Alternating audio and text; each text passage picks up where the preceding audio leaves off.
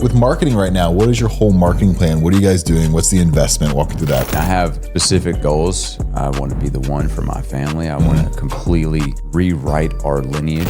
You go through that script.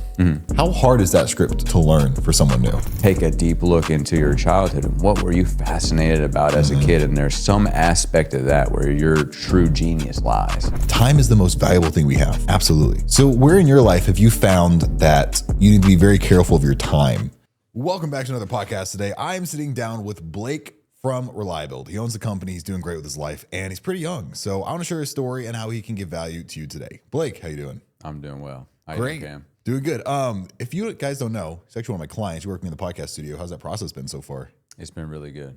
Good to hear. Yeah, it's smooth. Booking is great. The editing, fast. And I really like it. I know a lot of my followers have been saying a lot of good things about it. Oh, love the setup, bro. You know? That's good. Yeah, I'm glad. It's so tell people, what is Reliability and how did you get into it? Yeah, so we're a roofing company. We primarily do insurance restoration, but we're also a general contractor. So I started in this industry with my dad. That's where I learned to install windows, doors, siding, gutters. And then from there, I just kind of worked my way through the ranks, learned how to sell, learned how to manage a company for somebody else. And by the time I collected all the infinity stones, like, hey, let me just go ahead and do it for myself now. Nice. Okay, so how old are you right now? 28. 28. 29. Oh, was your birthday recent? No. No, okay, you just forgot. Yeah. I do the same thing. I'm 26 now, and I'm like, how old am I? 25? No, 26. All right, so you're 29, 29 years old. You're married. On the way. On the way. Engaged. You're engaged, 29. Your business is doing how much in revenue? $3 million a year. 3 million. What's that actually mean for you? Or what's profit margins generally? So right now we're sitting around 10%. It's really low. Okay. But we're in almost the second year. So March will be our second year.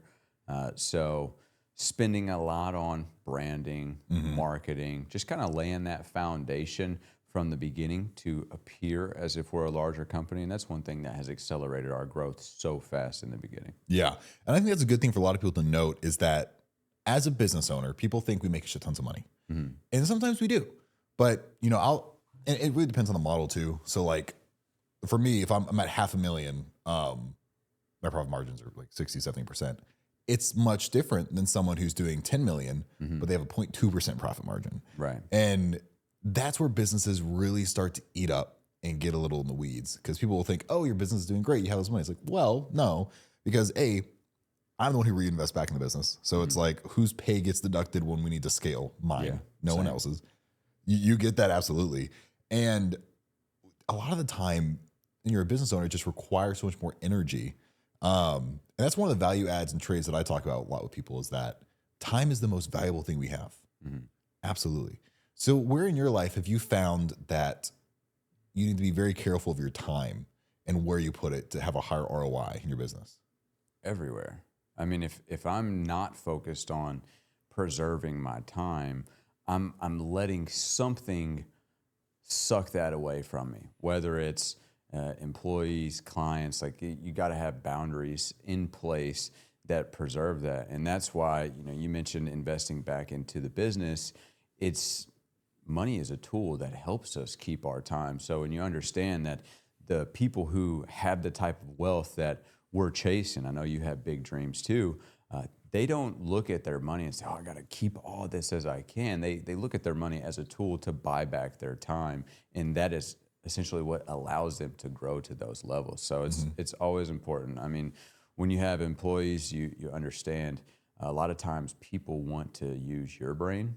And instead of figure something out, they might bring some questions to you. So we've implemented a 1-3-1 rule. So if they have a problem, that's the one, then they need to come up with 3 solutions, and then they need to pick the one that they think that we would choose. And they really always end up picking the one that is the best. And after a short time of doing that, they just stop coming to you with the problems and they go ahead and solve it on their own. Yeah, that's a big part. That's a big part of teaching your team how to be high agency individuals. Because if you're somebody who doesn't know how to make a choice for yourself, you're just not going to be as successful. And that's a common thing I can see in anyone's life, that if you can't sit up and make a choice quick, speed is a big thing, then you just won't be worth as much. And then especially if you can make a quick choice, you don't have the right to come to your boss and ask for a raise. You don't have the right to keep thinking you deserve more because your skills aren't even there yet.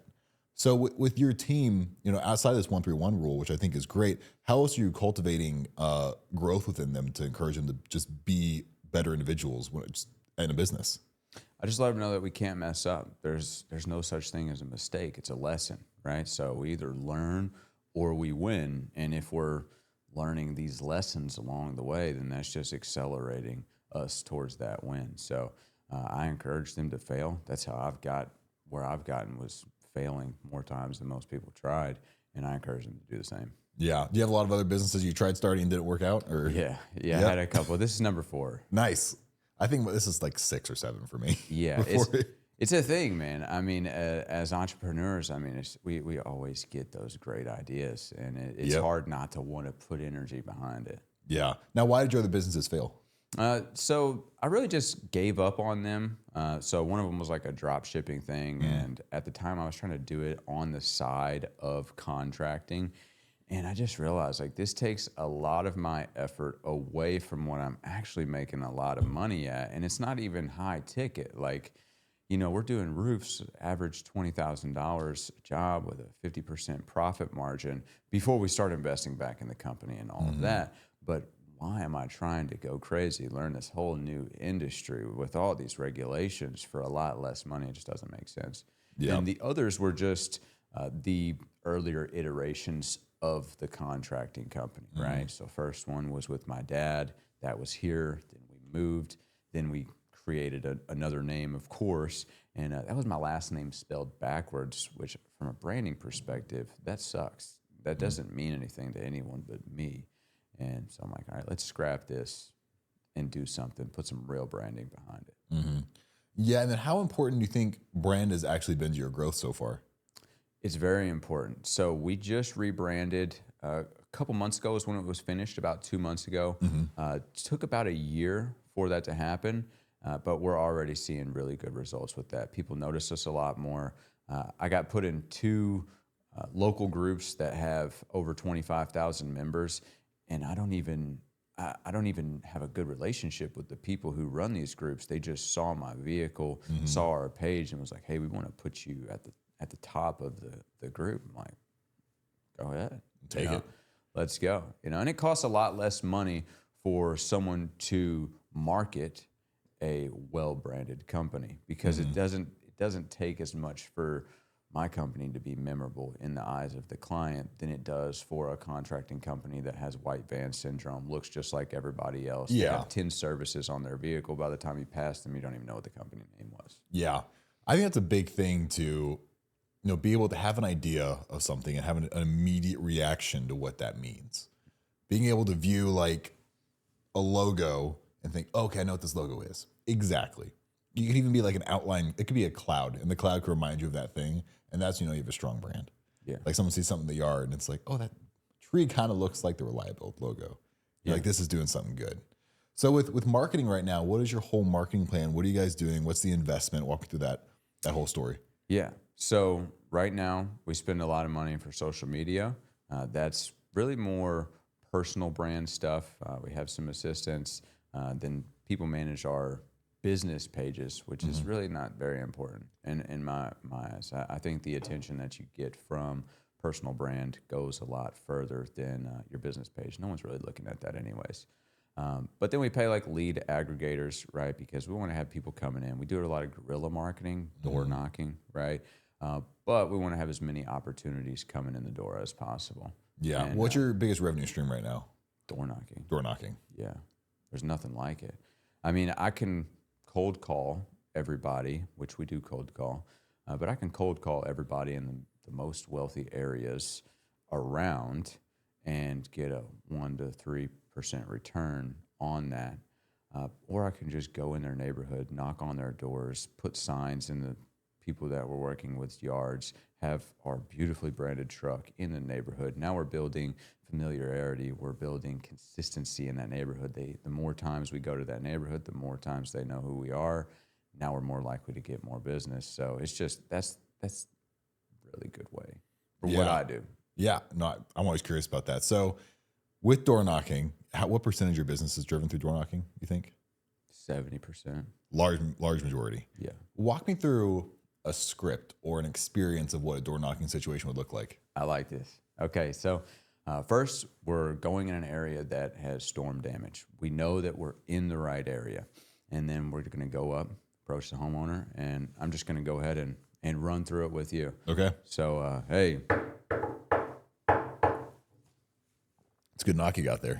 Yeah, man. It's the friend knock, right? It's a friend knock. Yeah, you don't want a cop knock. You know, you don't want to beat it down. Yep. But go ahead and knock, and I just start. Hey, my name is Blake. How you doing today? Doing good. What brings you to my doorstep? That's a good question. So we're actually in the area working with a lot of the neighbors after the storms that came through in March, and I just wanted to know where you were at in the insurance process. No insurance process right now. Okay, nice. Well, that's where we always start typically. So I got my ladder with me. Take about 15 minutes. I'm going to go ahead and take pictures of the entire house. I'm going to start down on the ground, then I'll jump up on the roof. When I'm done, I'll show you everything I find. What was your name? Cameron. Okay, last name? Becht. Boom. So you see how I looked down right there when I started asking that? So a lot of people will ask, are you interested in a free inspection? That's a yes or no question. People's knee-jerk reaction, they're still in fight or flight when you're on the door. Dude, that's an ancient part of our brain. So when you give them this yes or no question, you're typically going to get a lot of no's. But if you just let them know why you're in the area, tell them what you do, and then assume the inspection. I didn't ask you, hey, are you interested? You told me. You didn't tell me to leave, and you told me that you're not in the insurance process. So that's a level of interest. Okay, so I just go straight to, and this is where it gets awkward, and it really helps us win. If we just look straight down, when you can see that I'm anticipating, what's your name? Cameron. You just want to answer because I'm sitting here waiting for it. And then once I get name, email, phone number, all right, cool. Go ahead and check it out, and I'll let you know what I find. Easy process. Very. The thing is with sales is that I feel like everyone makes it more complicated than it needs to be. It's just a conversation. Like imagine you just meet someone for the first time. Like even another way to do that, like how I do the assume close all the time. That is my always close. Yeah, you assumed me. So what card do you want to use? Yeah, I love it. I mean, I'm in sales. I respect that. I'm like, dude, I want to do business here anyways. Like, let's go. It would make me feel bad if you didn't try to close me. Yeah, and that's the thing. I mean, for example, I had someone in here today. They were touring the space for just using as an office space. And they came in and saw the space, and I was like, so do you think this is a good fit for you? They're like, yeah. And I'm like, great. Let's get you signed up today. He's like, cool. Yeah, it's that easy. It's literally that easy. And even if someone's like, there's so many ways to just make it a conversation. If you want to get their name, be like, oh, hey, what's your name, by the way? Shake their hand. You got their first name. And be like, hey, man, just in case I need something, hit your number real quick. If you're a friend talking to a friend, it's really rare that somebody doesn't give you their info unless you're just weird or they're weird. I mean, some people, we all know those people who are like, I don't give you my information over the phone because you're going to steal my identity. And I'm like, okay, great. We're not going to work together. All your information's on Google anyways. Literally. Oh my gosh. There's a new tool now. I'm trying to figure out which one I want to use it. So I was looking for a software. It's called Fanbases is the one that provided this. They're like, hey, we have a tool that every time you have a prospect, it tells you the net worth of the prospect. So before a sales call, you can figure out if they're worth your time or not. Right. And I was like, that's pretty nice. They have a patent through their software now. So I'm trying to find a different one I can use to identify that. But there is no personality to your data anymore. It's all been sold and resold, and people are making so much money off your contact info. Yeah, it's everywhere. Lead lists are huge. So you go through that script. How hard is that script to learn for someone new? It's very easy. So there's actually a guy, this is who I started watching before I started doing door knocking sales. And his name is Adam Bensman. I'm going to give him credit, right? Because this is his stuff. But it's called the SLAP formula. And it works so well, there's no need to recreate it. So it's just say hi, break the ice, let them know why you're there, ask an open-ended question, and present to their answer. Yeah, exactly. It's the funny thing, I find this, is that I could sell anything, no matter what. I hate conversations with strangers. That I'm not selling. Like if I'm selling you, super comfortable. If I'm trying to make a friend, I hate doing that. Yeah. Do you find yourself, is this sales mode always on? Or Are there ways you're like, no, I'm just really good in business? That's how I am. I'm just really good in business, and then I'm not socially and other stuff, because if I don't talk about business, I don't really know what I want to talk about. We're cut from the same cloth. It's like the introvert's edge. Yes. You know, I mean, it took me a long time to even start posting on social media because I was so like, I was a personal person. Like, I like keeping my stuff private. But it's just a business thing for me. I get amped up when I'm talking about business. Sales obviously brings in business, and I love sales, psychology, super cool. So that's really just my element. But if it's just like, hey, let's go hang out with these people and just, you know, kind of shoot the breeze. Like, let's breeze through some business. Yeah. Yeah. No, it's funny. I'll be hanging out with friends and we'll be all talking. And then I, of course, go into I wait for a single thing. I'm like, oh, this is a sales opportunity. And then I butt in on the conversation and I start going. And my friends are like, Cameron, you're doing the sales thing again. And I'm like, it's an opportunity. Why would I not try to take it? The hell? Yeah. Like, I don't know why I'm here. It's like, I'm pretty autistic anyways. Like, it's not really going to work. We're just talking about fucking what color you like, or yeah, just not interested in that stuff. And I think that's really cool. That's a common denominator between very successful people is they're able to recognize opportunity and then act on it. A lot of people go through life and miss all the opportunities, and we're surrounded by opportunity. You know, if you're just geared towards abundance and you understand, like, there's billions of people on the planet, there's so much to be gained, and other people want what you have to bring to the table. It's hard not to see that opportunity. Yeah, and that's a big thing. Like what you said, that is the common denominator. I mean, Alex Mosey has a great framework where it's like every successful person has like 5 personality traits, and it's pretty dang common. If I can remember right, like one, it's like you think you're better than everyone else. You kind of have a complex.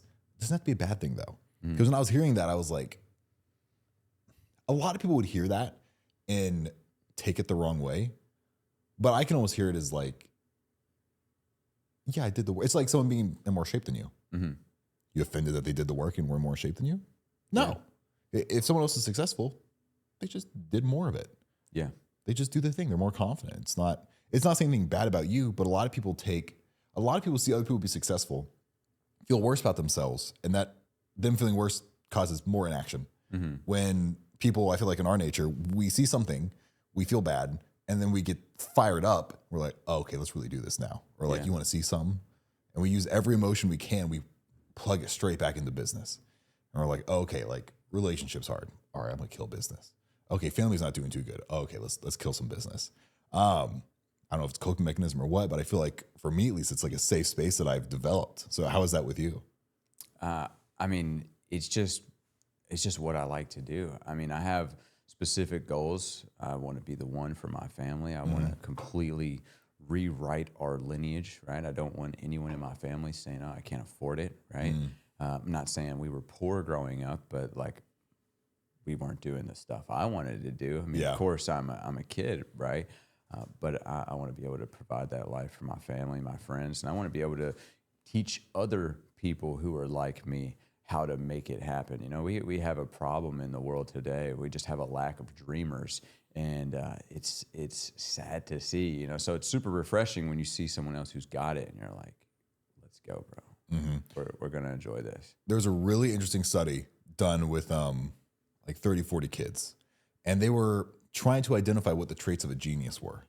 And they took all 30, 40 kids. They were all geniuses, guaranteed. Like they were like, these guys are all amazing. The older each one of them got, the dumber and dumber they got. The less genius they had in them. So a big philosophy that I like living by is like, be as childlike as you can.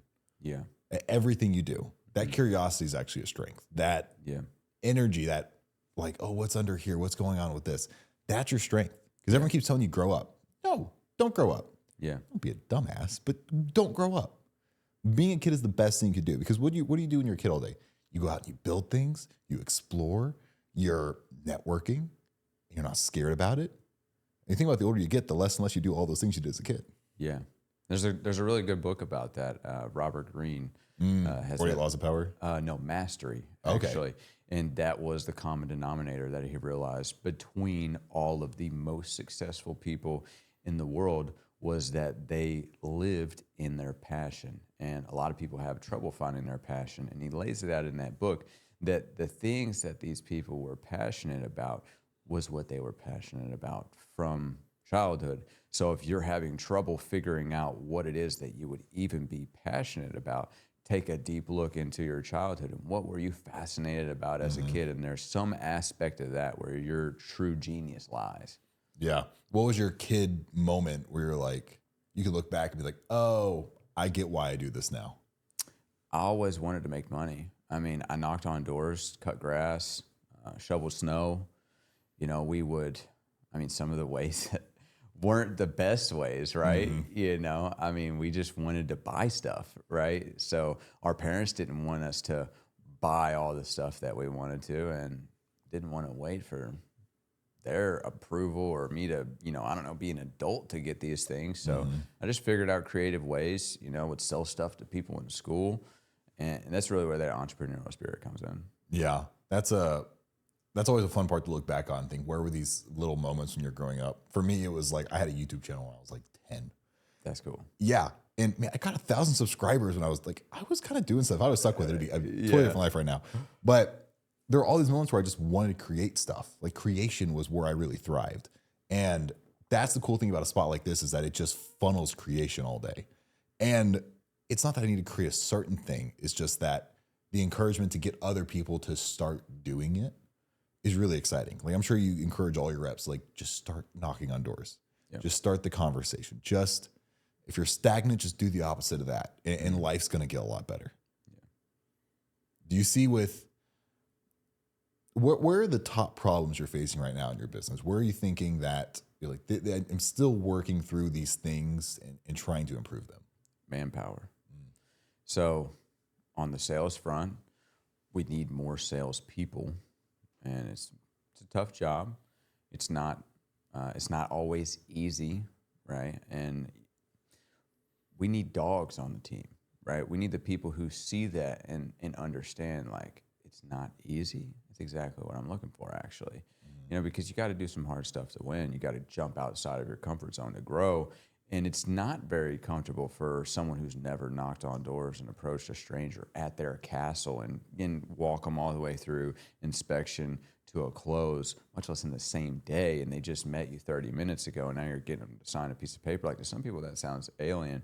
But more salespeople is definitely a big need for us right now. We're on so many roofs. It's really hard to keep up with who we have now.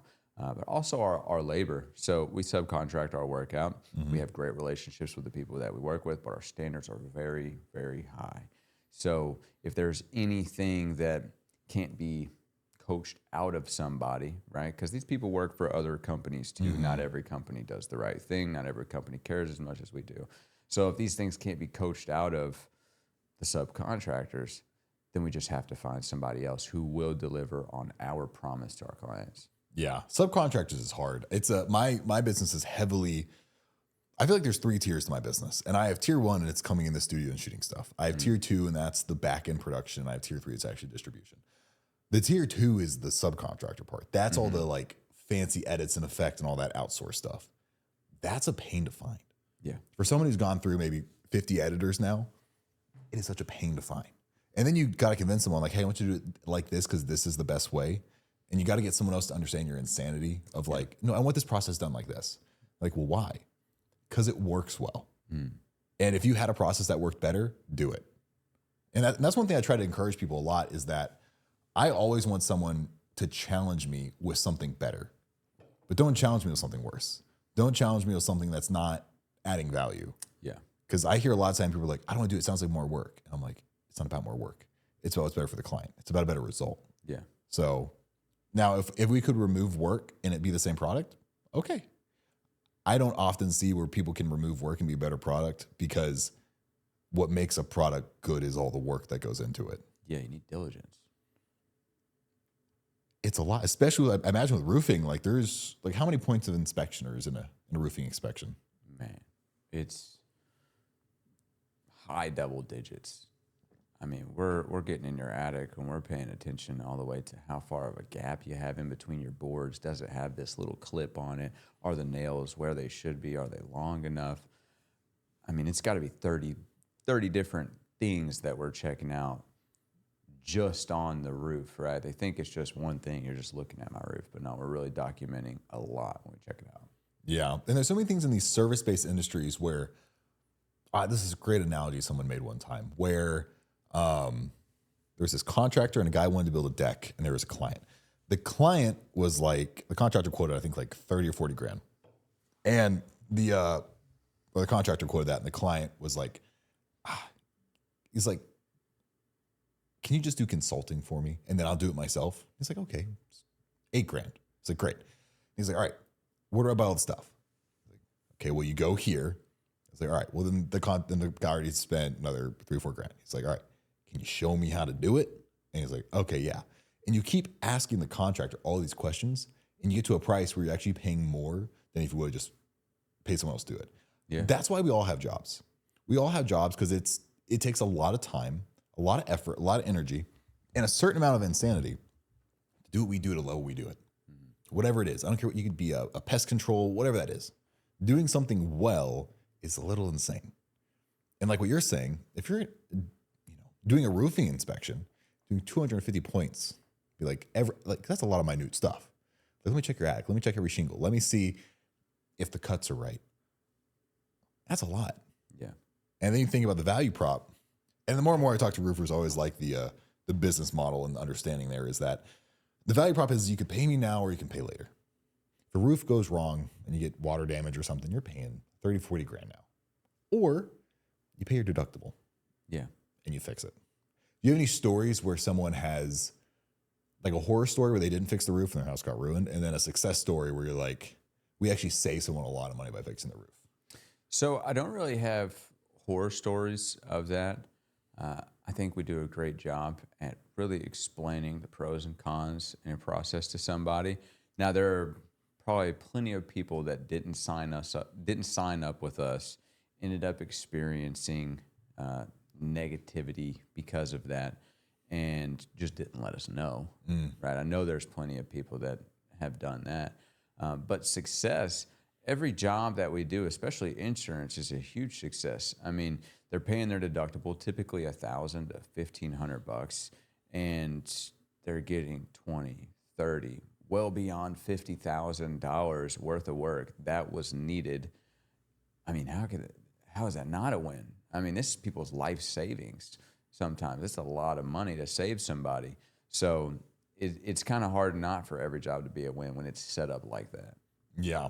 I mean, it's such a cheap off. I had a conversation with someone earlier today, and I was like, where do roofers get their recurring payments? Because you guys do all the sales. Like, where's the MRR? So do you guys have a method of MRR built into your model right now or no? Yeah, so we use a funnel on Go High Level. It's custom to our company. So we offer a lot of different things. We offer a home maintenance plan, right? And this home maintenance plan is structured in such a way because we don't just get one storm. Right now, if your roof is 1 year old or 2 years old, it's going to hold up a lot better than that 20-year-old roof.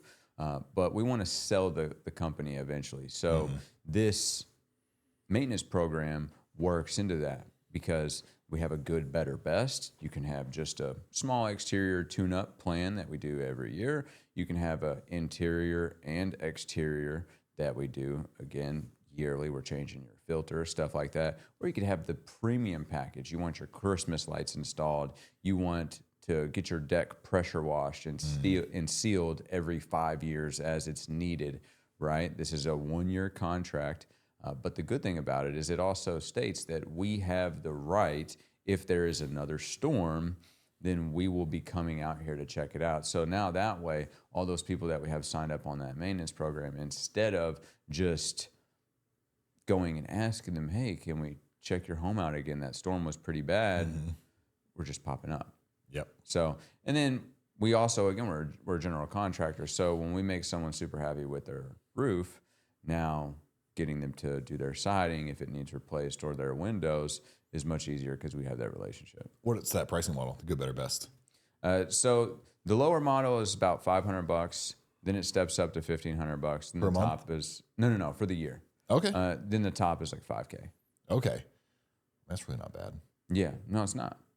Just getting that. Now, what other details are, because I think one good thing about this is that most roofers, I had a conversation with someone earlier today, they didn't have that model. I was like, guys, you need, like MRR is like the life of the business because like if your sales fall through, you're dead. That is like, okay, no, I got recurring billing coming up. Is that including like all interior stuff? Like if someone's like, hey, I need like some wiring fixed, or is that not? No. No, because that requires an electrician. And I mean, I have a guy that can do small stuff, right? But I'm not going to send him out to our clients and redo their wiring. This is really simple stuff. So you're supposed to replace the caulk on your house every year. That's what all manufacturers say. So if a vent starts leaking on a roof year 3 after an install because of cracked caulking, then that allows the potential for the company who made the shingles to say, hey, you didn't do it right. You didn't follow what we said, right? And they can call that negligence. So we can't go out and do that for free, right? But for someone who doesn't want to get up on their roof, now we're going to handle that for you. And then the interior is just changing your air filter. I mean, we're not doing anything crazy there. We offer one home cleaning a year where we just do a deep clean in the house. It's best to do that after the roof install, especially if we change any wood in the attic because, stuff can get dusty, shaking around. But it's not like we're offering a crazy, we have 20 different things that we're doing. It's just all the stuff people don't want to do, cleaning their gutters. Yeah. Right? It's super important, and it can cause big issues. And it takes us 30 minutes to do it. So it's just doing that. But the main focus of it is not even to make money for us.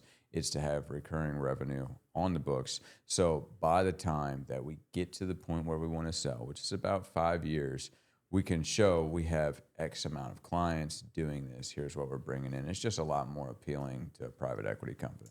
Yeah. Have you ever? I go on all the time. I don't know if you do that. I'm not even tired.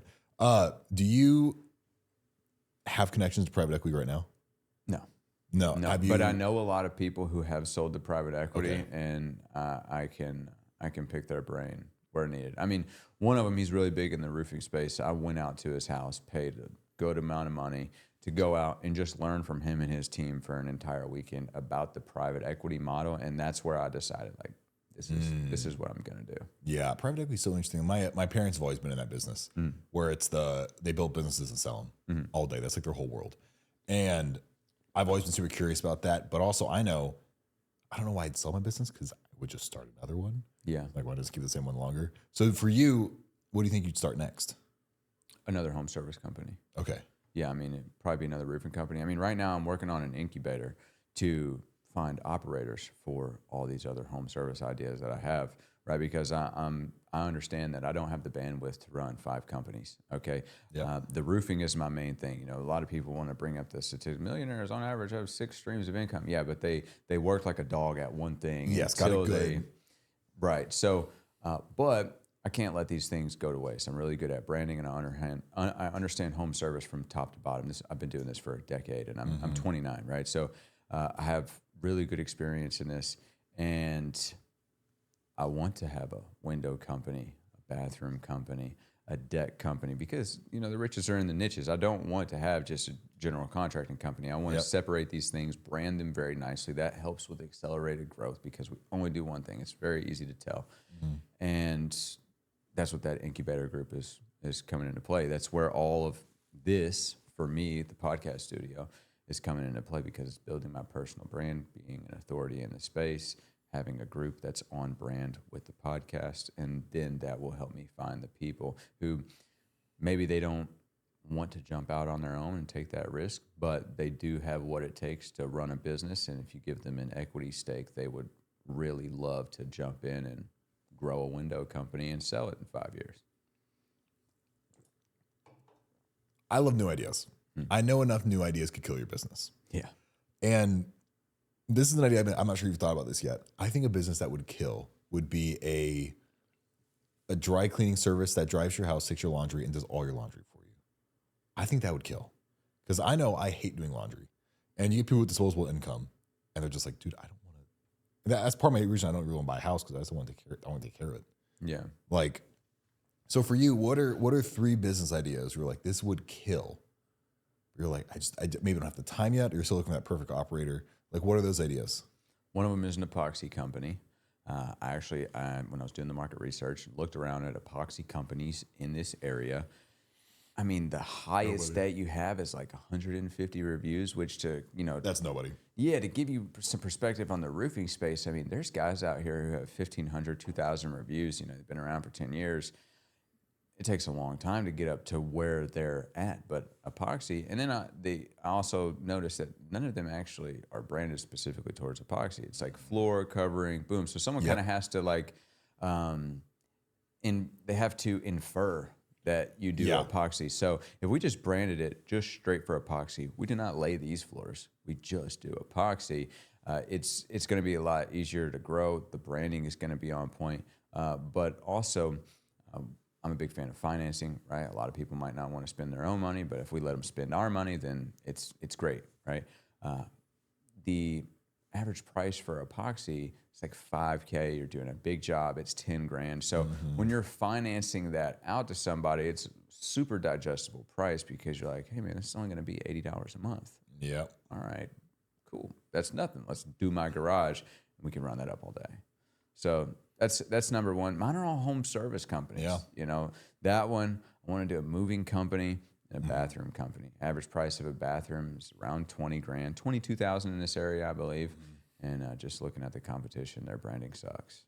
Yeah. That's the funny, and here's the annoying part about someone, especially in marketing, is that I'm like, man, none of these businesses do it well. No one has a funnel. A lot of them are doing 1-2 million a year, don't even have a CRM. Like there's so many things that they don't do where I'm like, oh, if I came in and just did these 5 things, it would blow up your business. I was consulting for someone who has a contracting business, and they do like a lot of driveway pours. And I was like, you have no branding that says you just do driveways. I was like, what's your revenue? It's like, it's 70% driveways. I'm like, what? Double down, be the driveway guy. Yeah. Like just be driveways. Like for me, podcasting, I'm just a podcast guy. Now I have 30 other things. It's also a different business, but branding wise, like you look up Louisville Podcast Studio, who's first on Google every time? Yeah. With 0 ad spend. Even for your stuff, like Louisville Epoxy, if that domain isn't open, you buy the domain now. Yeah. Like get the domain now. Yeah. I literally bought two new domains yesterday. Yeah. It's a great, if you guys don't know that, by the way, if you want a good business SEO, buy the domain of the city you're in. So if you do pressure washing, Louisville pressure washing, it's that easy. Yeah. And then people are going to go on AI and look up Louisville pressure washing. And if you have high SEO, you're going to rank high on AI, which that's a whole other thing too of like, are you doing a lot right now to help prep for AI being a part of your business? And yes, I'm trying to. So I'm learning it as much as it makes sense because, my main thing is roofing. So I don't want to, get a coding degree. But I am seeing how ChatGPT ranks versus Google. And I understand how I use tools like ChatGPT and Gemini. So I know that that's the direction that we're going. People aren't going to go to the first page of Google now and just choose who they want. They're going to type in specifically what they're looking for in a large language model, and it's going to tell them you should use this person, maybe this person, or maybe this person. This one is the best fit, though, because of this, this, and this. And I'm seeing that a lot of the reviews actually plays a big part in that. So I've just been playing around with it, asking it, like, who's the best roofing company in Louisville? Yep.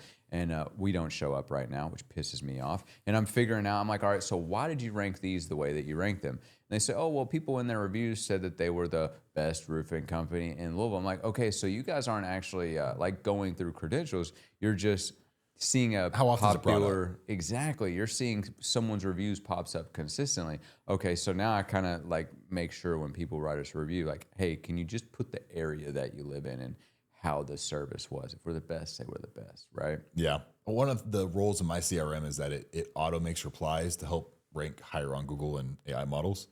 So the replies that I even make to those Google reviews, and guys, reply to every Google review, by the way, it's better SEO. Every reply is geared towards that. To just rank higher. And a whole other thing you can do is you don't have a blog, make a blog on your website, have it open to everybody, and ask ChatGPT, what 100 blogs do I have to make for you to rank me number 1 on your ChatGPT? That's a good question. You do that because that's what I did. So there's so many ways to play this. And in my head, I always tell people like, guys, don't spend money on SEO because you don't need to. Like it's a stupid service. Like spend money on ads. Ads will make you money. But it's a website called Answer the Public. I'm a subscriber to that. Love Answer the Public. Yeah. And what I did for when I started Louisville Podcast Studio is I looked up Podcast Studio and I made a blog article about every keyword they gave me, which is 150 keywords. So I made 150 blog articles in the span of like I think 5-6 days. Yeah. And I had this giant database of just SEO rich like stuff that ChatGPT is going to eat up. Says, what's the best podcast studio? Rank the top 10 podcast studio. In my blog, I talk about other podcast studios, and then I say why Louisville Podcast Studio is the best. So I do all those blogs, and it kills. I'm in Cincinnati, and I look up podcast studio, and I still come up first in Cincinnati. And I'm like, this is fun. Awesome. This is fun. Yeah. So that's the type of stuff where I think for business owners, especially service based, like you could be, my dad's a construction guy. He owns a construction wholesale business. I don't care who you are. This AI stuff's going to change your life. Yeah. I've been trying to get more people to implement it, because it really is so easy if you're asking it the right questions, how much it accelerates your business. Like I made our website with AI, and people see it and they're like, "Dude, it looks really good." Like, Which software did you use? Hostinger. Nice. Like, who did you have do your website? I'm like, I did it in 3 hours. Yep. With an AI website builder. And literally what I did was I went on ChatGPT. I gave it my top competitors who have great websites. I said, okay, figure out what they're doing SEO wise that makes them pop up number one, and then tell me things that they're missing that they're not doing that I can add to my business. And I literally just went through like a checklist and added that to my website. And there's nothing else that's doing that. Like you could hire an expert, or you could just pay $20 a month and use like a supercomputer that like scrapes the entire internet of experts. It's a no-brainer. Yeah. I mean, I use ChatGPT every day. Like my whole business is like, if I didn't have it, I'd probably like everything would be twice as slow. Yeah. Like I get to speed up everything. And someone's like, hey, what title do I want for this YouTube video? It's like, oh, I can take the whole transcript of this podcast, plug it in, and it just decode everything for me. Yeah. And pick the best moments, pick the things that catch. And then I can use my own judgment and be like, maybe it's not perfect yet. But it does a lot of the legwork for you when you used to have to ask someone like, hey, can you write up an email for this or da-da-da. Anymore, ChatGPT writes it up. And then you ask it, where do you see holes? Like what you said. Like where are they not doing this? Where you see holes? Where could this be improved? Like play devil's advocate with it and keep training it. And the cool thing about your LLM is the more you train it, the more it knows about you. It's crazy. Sometimes I have to tell it like, all right, chill out with that part. I don't want that part of my this isn't about in me. there. Yeah. Yep. I almost use different models. Like I have like all the AI models. I use them all.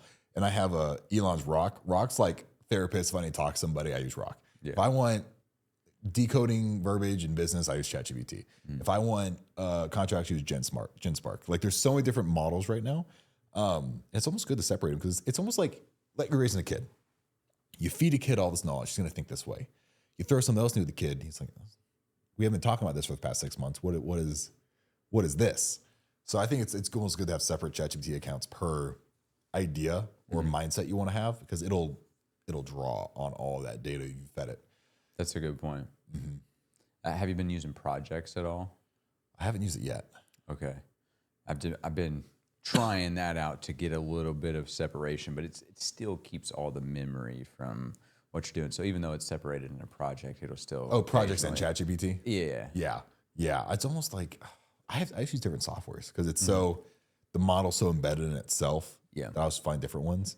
There's some other people right now that are working on softwares that do a lot with cloning psyches, like extra in that. Like of you? Yeah. Okay, that's you just take your basically your psyche and your what you view in your whole mindset and put that into an LLM. They probably have you take a test or something, a personality test maybe. And it's like basically how they structured it. It's like a fucking long prompt, like a long prompt. It's powered on the 5.0 model, whatever model, and then the prompt did something with the code that ingest it to. It's like just priming it. Like every time you got to prime a question, you're like, hey, I'm gonna do this thing. I want you to be in the mindset of an expert marketer. Blah blah blah. And that's where you use it to your strength, especially with everyone. Like what you were saying, it's all about the prompting for ChatGPT. Yeah. And with your let's go back to talent. When you're looking for a perfect employee, what are the top 5 traits you look for somebody? So first, they have to be willing to work hard. They have to be a confident person. They have to see that they can overcome obstacles. They got to be comfortable getting uncomfortable. I like to find someone who has experienced a lot of adversity as well. I really think that makes for tough, gritty people, and they just got to be coachable. coachable. Yeah, it's important, man. That's why I actually don't like hiring people who have experience. They've come from, they've been a roofing salesperson for 5 years. Those people tend to be divas. They know it all already. They worked for somebody who didn't. I mean, I've dedicated a lot to learning about the proper way of doing things, not just with sales, but like the technical stuff of a roof, of siding. And when you hire someone who's been doing it for 5 years, they just kind of got this mindset of like, I don't need to learn everything from you. You know, I just need the vehicle to be able to accelerate myself. And it's like, no, we can make this a lot better. So I just like to hire brand new, no experience. They have what it takes. Let's go. That's a huge thing that I've learned when I was in the film industry. I was a gaffer, which a gaffer just means I was in charge of the electrical department. So basically an electrician, actually was an electrician. And with that, I progressed so fast in the industry that I became people's bosses that were 60, 50 years old, who've been in it longer than I've been alive. It's not their favorite thing. They hate that. Yeah. They hate that. They're like, who the hell are you? And I'm like, well, I'm the one who has the business and you don't. So I got the business side right. Now, maybe I don't know how to make the perfect knot for you. Sorry about that. But I do know how to do everything else really, really well. And you know, the cool thing is I'll learn it faster than you too. And you could too. Like you could be way better than me, but the fact that you're deciding to have this arrogance about you and be like, well, I've done it longer than you've been alive. And so what? Yeah. And that goes all the way back to my first idea. Kids are the smartest people. They don't know all the right answers, but they have a really good way of figuring it out. Yeah. And that's a good way, like in saying what you just said, humility is super important. And just, I'm not a big fan of like the whole definition of that, like having a low opinion of oneself. I think that's corny. But just being able to humble yourself and understand, like, regardless of this person's age or where they come from, this person knows something. Let me learn from them instead of just saying, no, dude, you're younger than me. Like, I'm not listening, right? Like that, being closed-minded, you miss a lot of opportunities. Yeah. Okay. So we'll wrap up now. What are the top 5 things you're trying to accomplish in 2026? So I want to double our business. I want to have more salespeople. So by the end of 2026, I'd like to have a healthy sales team of 7 top producers in this business, selling $1 million a year. That's average now. That used to be a goal, but it's average. I don't want that. I want 2.5. So just savages, carnivores, not herbivores. And then really, I mean, just grow more into the man that I need to be to accomplish all the goals that I want to accomplish. You know, you got to become the man first before you receive the things that are designated for that man, right? Like, I know I'll be a lot more successful once I get more consistent with the gym. That's a huge one that I need to do. Yep. And just being in business, I get so wrapped up on like, oh, I got this to do.